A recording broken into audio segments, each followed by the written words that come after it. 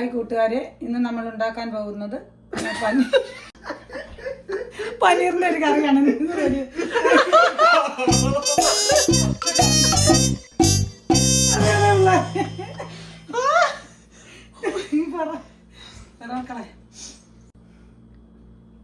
Hi കൂട്ടുകാരെ, പനീർ വെച്ചുള്ള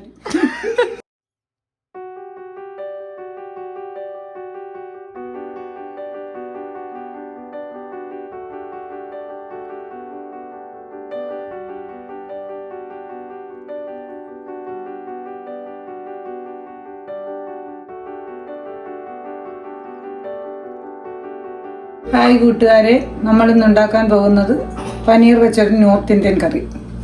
അപ്പോൾ നമുക്ക് പനീർ കറി റെഡിയാക്കാം. ഓയിലൊഴിച്ച്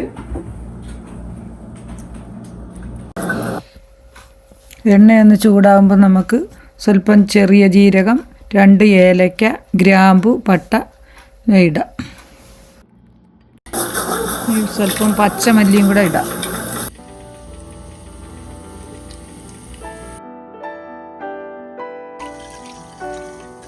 അരിഞ്ഞു വച്ചിരിക്കുന്ന വെളുത്തുള്ളി, ഇഞ്ചി, പച്ചമുളക്,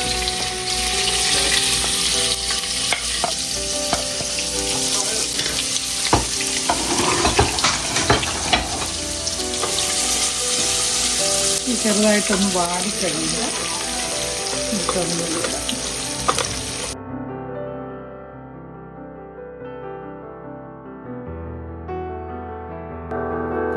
ഇനി സവാള ഇടാം. 1 സവാളയാണ് എടുത്തിരിക്കുന്നത്.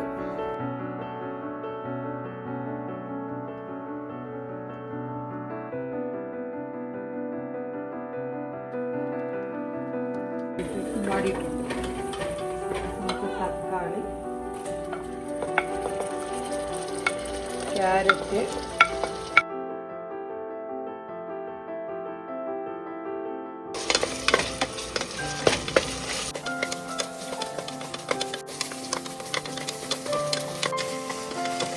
ഉള്ളിയൊക്കെ വാടിയിട്ടുണ്ട്. അപ്പോൾ നമുക്ക് സ്വല്പം ഇതിനുള്ള പൊടികൾ ചേർക്കാം. സ്വല്പം മഞ്ഞൾപ്പൊടി,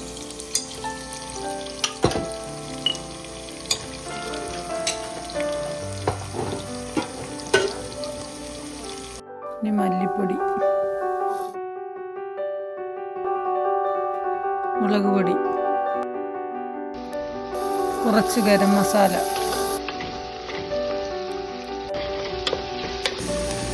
നമുക്ക് 1 സ്പൂൺ ബട്ടർ ഇട്ട് കൊടുക്കാം.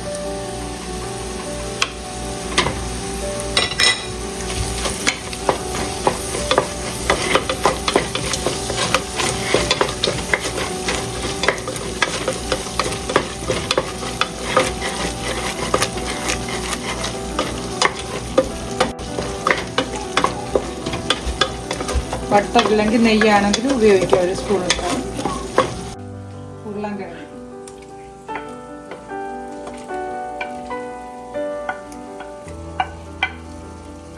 ഗ്രീൻ പീസ്, പച്ച ഗ്രീൻ പീസ്,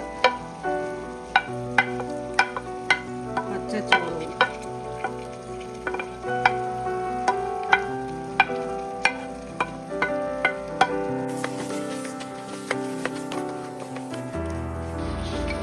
നമുക്ക് സ്വല്പം ഉപ്പിട്ട് കൊടുക്കാം.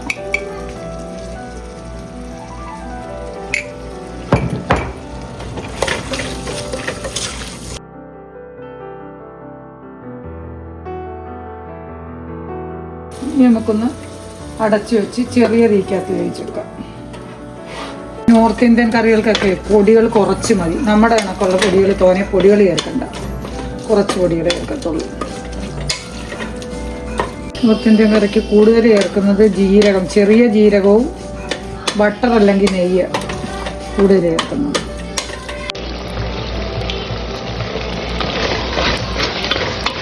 ആവിയിലാണ് വേവുന്നത്, വെള്ളം ചേർക്കത്തില്ല.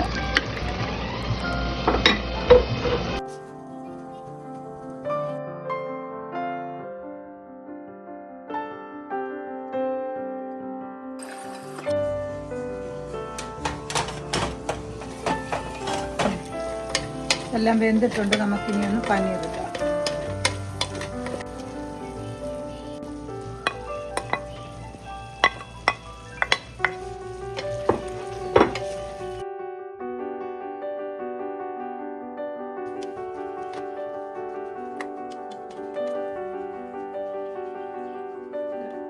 ഇച്ചിരി കസൂരി മേത്തിയും കൂടി ഇട്ട് കൊടുക്കുകയാണ്. കസൂരി മേത്തി എന്ന് പറയുന്നത് ഉലുവായുടെ ഇല ഉണങ്ങിയത്.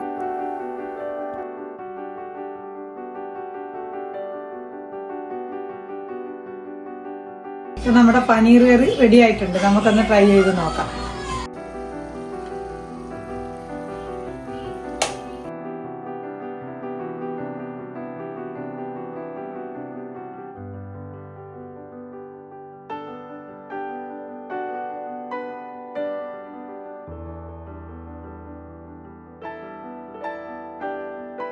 സൂപ്പർ, നല്ല ടേസ്റ്റ് ഉണ്ട്. എല്ലാവരും ട്രൈ ചെയ്യുക, ലൈക്ക് ചെയ്യുക. നമുക്ക് പനീർ കറി മാത്രം വേണമെങ്കിലും തിന്നാം, ചപ്പാത്തിയുടെ കൂടെ കഴിക്കാം, ചോറിൻ്റെ കൂടെ കഴിക്കാം. ഇവരുടെ ഏറ്റവും നല്ല കറി ഐറ്റത്തിൽ ഏറ്റവും ടേസ്റ്റ് കൂടിയതാണ് പനീർ കറി. പിന്നെ നമുക്ക് ഇതിനകത്ത് കൂടുതൽ ചേർക്കുന്നതെന്ന് പറയുന്നത് ജീരകമാണ്. ചെറിയ ജീരകവും കസൂരി മേത്തിയാണ് ഇവർ കൂടുതൽ ചേർക്കുന്നത്. പിന്നെ ബട്ടർ അല്ലെങ്കിൽ നെയ്യ് ചേർക്കാം. നെയ്യ് ചേർക്കുമ്പോൾ ബട്ടറിനെക്കാട്ടി കുറച്ചുകൂടെ രുചി കിട്ടും. എല്ലാവരും ട്രൈ ചെയ്യുക. നല്ലൊരു കറിയാണ്.